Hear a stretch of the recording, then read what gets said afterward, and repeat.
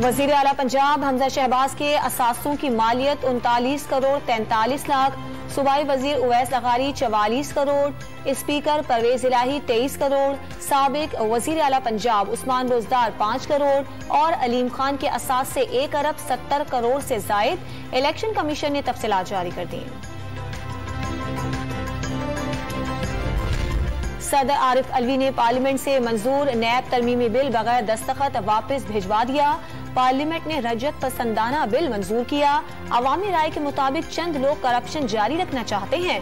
सदर आरिफ अलवी का एतराज। वजीर आजम को नैब रेफरेंसेस में हाजिरी से मुस्तकिल इस्तिस्ना, अदालत ने जब भी तलब किया पेश होंगे। रमजान शुगर मिल से कोई ताल्लुक नहीं, शहबाज शरीफ का अदालत में बयान। वजीर आला पंजाब हमजा शहबाज भी पेश न हो सके, हाजिरी मुआफी की दरखास्त मंजूर। नून लीग के नाराज रुकन जलील शरकपुरी ने नाराजगियां खत्म कर दी। वजीर आला हमजा शहबाज से मुलाकात करके क़यादत पर इजहार एतमाद कर दिया। शेखुपुरा में महंगाई के खिलाफ एहतजाज, महंगा पड़ा। इंतजामिया ने PTI के सदर समेत 25 अफराद के खिलाफ मुकदमा दर्ज कर लिया। कार्य सरकार में मुदाखलत और सड़क ब्लॉक करके लोगों को तंग करने की दफात शामिल।